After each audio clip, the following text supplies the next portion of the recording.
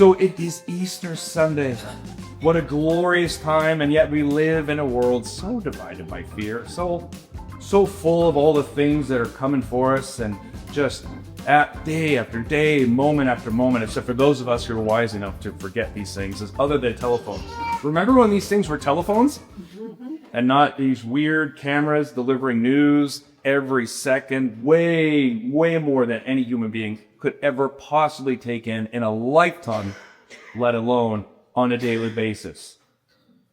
And so wonderful information happens, but as does fear.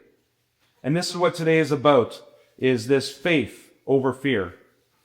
I love Peter's first line. It's like, oh, I finally get it. Our God does not show favoritism. We need to sit with that for a second. Our God does not show favoritism.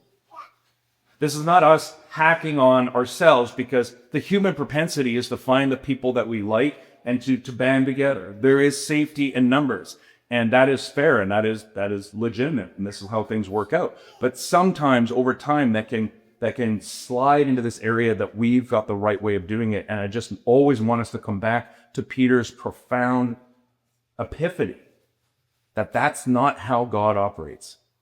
Jesus himself will say this. He'll look around and be like, oh, I see that the rain falls on the just and the unjust alike.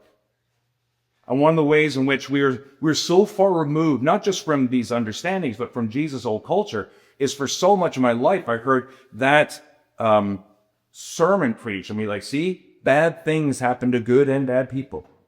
Trying to get to this point. But of course, that misses completely what Jesus was saying. And people in this room would understand that the rain at that time and in that place was not a curse. It was a blessing. You needed to grow. Lynn, is that true? Rain helps things grow? You bet. Right, city boy gets one. Figured out a couple things in my year after year being here. So it can almost be a tougher pill to swallow, because what Jesus is saying is like, oh, I see blessings rain down upon the just and the unjust. And ooh, that sticks in our craw. Oh, we really like to see the ones that we agree with, the ones that we like ourselves getting the blessings, and the ones we disagree with, and the ones we are afraid of, and the ones we believe have too much get their punishments. And life does not work out like that, and it's frustrating. And we wonder what justice actually is and what justice could possibly be, and yet we are left at the end of the day overwhelmingly with mercy. And mercy is so important because it allows us to extend it to others, but more importantly, it allows us to extend it to ourselves, to have moments to recognize that we're not always great. Amen? Amen. Sometimes we're downright nasty. Amen? Sometimes it's just because we haven't eaten enough. Amen? Oh, hangry is a thing. And we have to recognize just how beautifully physical our faith is. And by one fantastic example I heard years ago, I was like, okay, you think you're a great Christian. You think you're full of grace and mercy and love towards others. Okay, so spend 2 days, don't eat anything, and drink only coffee. And see what a great Christian you are at that point. Kill everybody I see! Okay, is that who you are? No. It's who you are in that moment. And honestly, it's just a chemical reaction.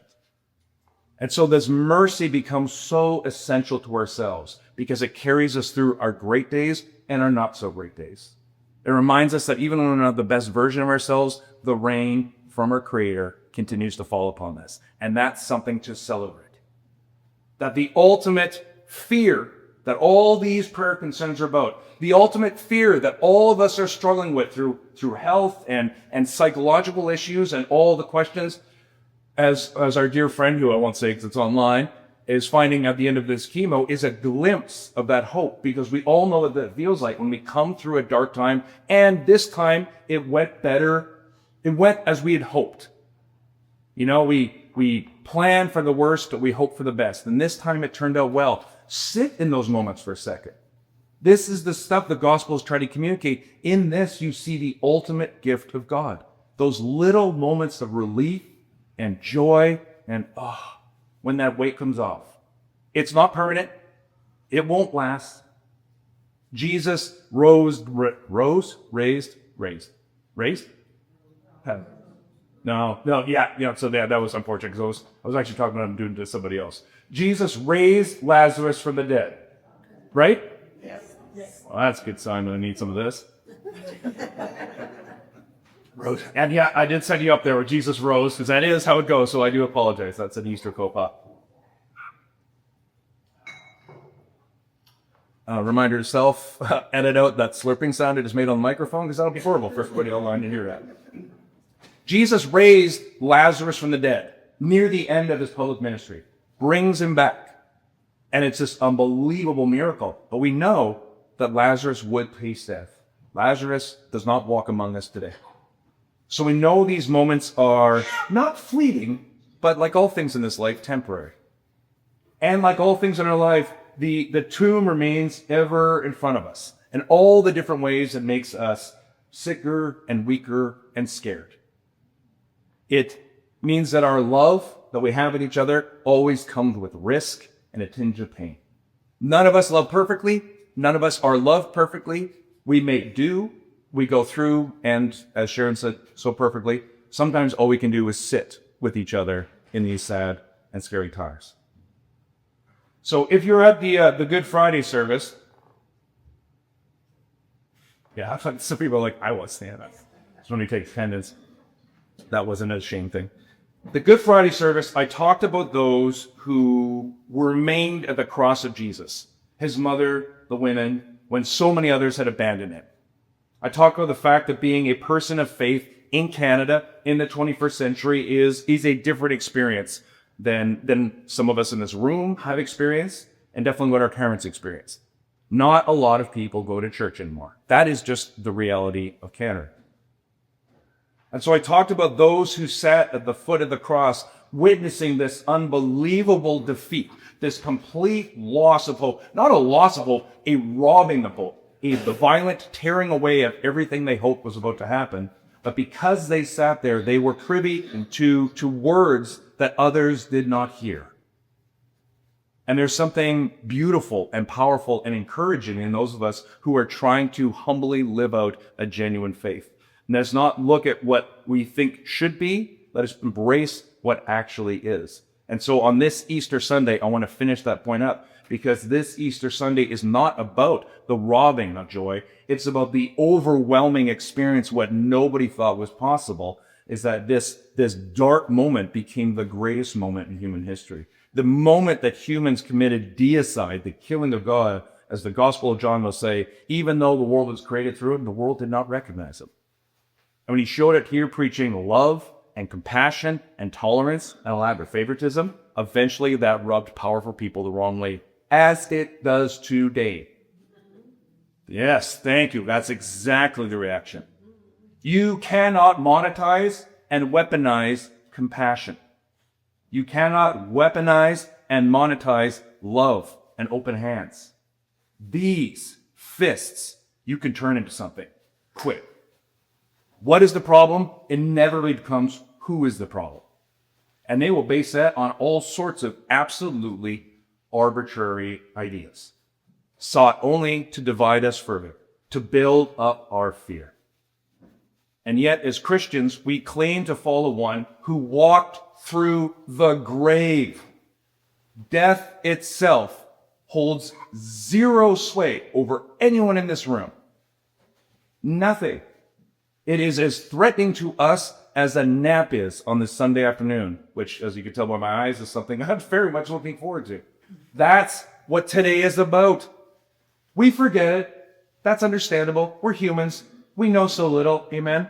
Amen. We see so little. Amen? Amen. We only move in our little spots and our little blue dust in this massive galaxy for our little decades, and that's all we can do, right? Amen. Right.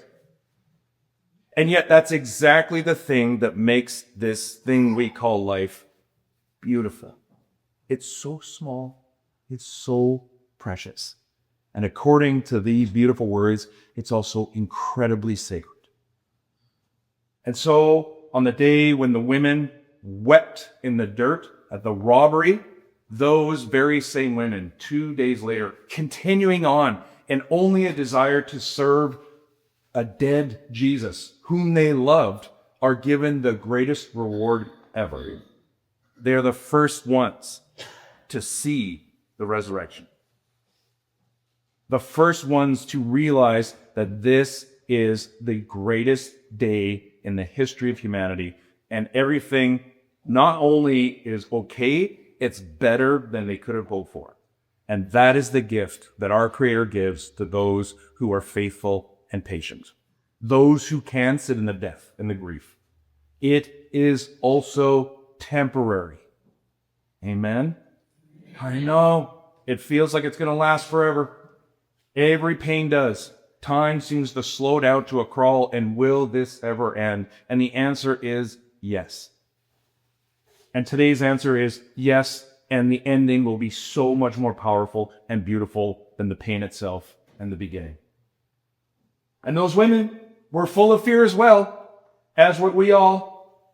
I cannot think of anything that would make me scream and collapse harder than expecting to see a corpse and to see somebody moving. That is a terrifying situation, and we move past that too much. They go there, whoa! I watch enough of those scare things on this when I'm doom scrolling to see that when people get scared, it's one of the funniest reactions in the world. But this is a terrifying moment. It's so scary that the Gospel of Mark ends with the women running to try to communicate what they've seen to the disciples. And that's the point I want to close with, is these were the people who brought this message to the disciples. Those disciples who would become apostles, which just means the ones who were sent out, that we read about in the book of Acts. They got their message from the women who had the courage to stay at the cross. And at that time, in that culture, women's testimonies were not worth anything at all. Could not testify in a trial. A 5 or 6 year old boy had greater clout than women at that time.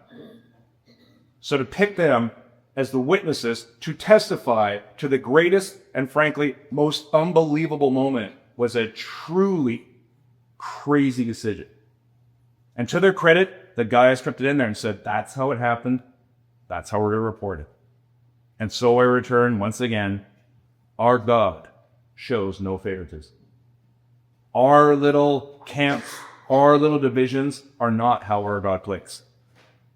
The rain falls on the just and the unjust alike. The blessings continue on us, on our good days, on our bad days. Because this beautiful Christian message, which at its core cannot be anything other than mercy, grace, and compassion, even though in our world it gets weaponized, it becomes another tool for division, the truly faithful recognize that faith always beats fear. And that this day, above every other day, proves that darkness will be consumed by light, that love always beats hatred, and that ultimately life wins. Amen. Amen. Amen. Life wins. We get to keep living. And not these broken down weird things full of allergies and all sorts of stuff. We could sit here for the next hour and talk about that. Life wins. And that is what we are celebrating today. God bless you and happy Easter.